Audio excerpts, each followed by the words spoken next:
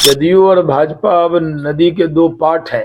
एकदम एक गोपालपुर है तो एक भागलपुर है। तुम हमें चाहो या न चाहो कोई बात नहीं, तुम कहीं और ही रहो तो ज्यादा अच्छा है। कैंडिडेट बनाता, उसमें भी ममता दीदी ने खड़गे का नाम ले लिया।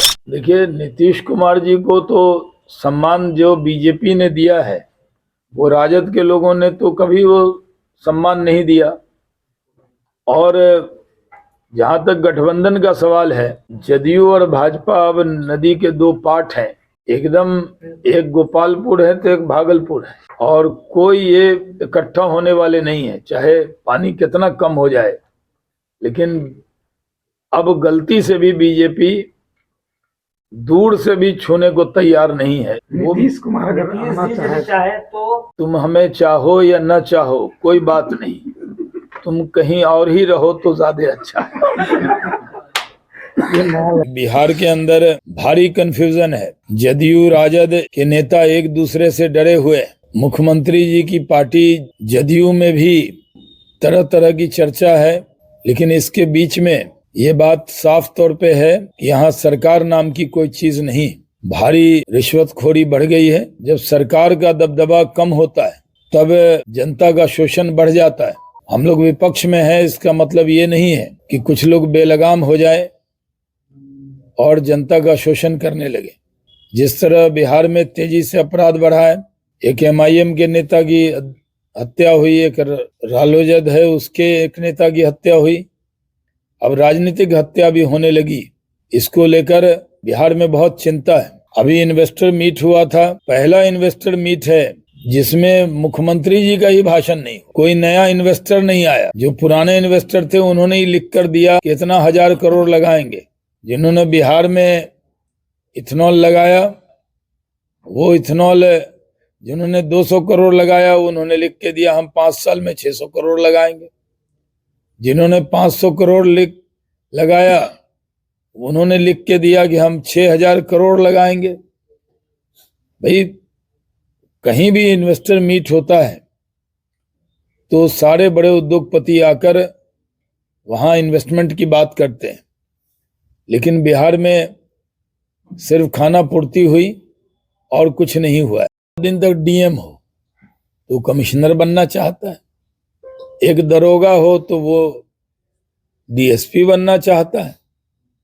नीतीश कुमार जी भी बहुत दिन से मुख्यमंत्री हैं दूसरों की कृपा से, कभी राजद की कृपा, कभी बीजेपी की कृपा, इन पे कृपा आने लगती है।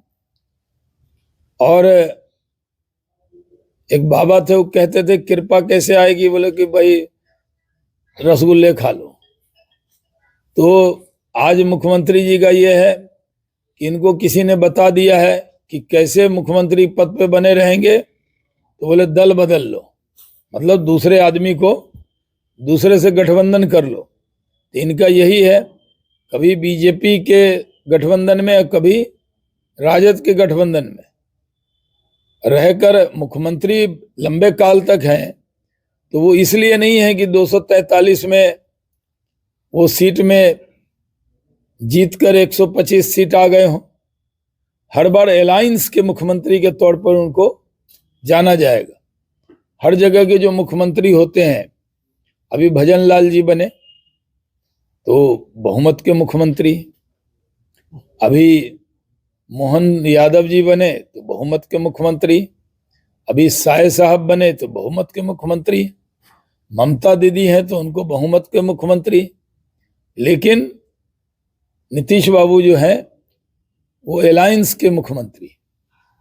लेकिन कितने दिन तक रहेंगे? बिहार के होने के नाते हम लोगों को हमदर्दी थी कि कुछ प्रमोशन होगा, कम से कम प्रधानमंत्री का तो पद खाली नहीं, कम से कम कैंडिडेट बनाने के लिए भी बहुत लोग होते हैं चुनाव में।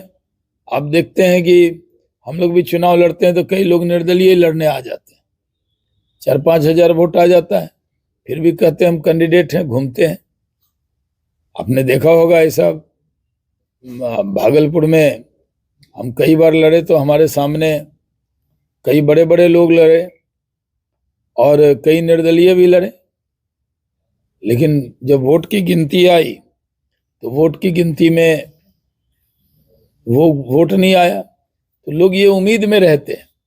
लेकिन जिनकी जमानत भी जब्त होने वाली रहती है वो भी बूथ अगोड़ता है जाके, अब कहता है कि एकदम हम जीतिए रहे। तो कम से कम ये खुशी भी एनडीए, ये जो इंडी अलायंस है, इसने नीतीश बाबू को ये खुशी भी नहीं दी कि संयोजक बनाता, कैंडिडेट बनाता। उसमें भी ममता दीदी ने खड़गे का नाम ले लिया। और खड़गे साहब जो है, फिर से कहते हैं इसमें, ये 7 साल बिहार सरकार के काले साल के तौर पर जाना जाएगा। शराबबंदी के नाम पर शराबबंदी हुई नहीं, सिर्फ होम डिलीवरी शुरू हो गई। और इतिहास में इसको यही जाना जाएगा कि सरकार की तरफ से बंद थी, लेकिन होम डिलीवरी मिल रही थी और अभी भी मिल रही है। देशवा न्यूज पर वीडियो देखने के लिए लाइक करें, सब्सक्राइब करें, साथ ही बेल आइकन दबाना न भूलें।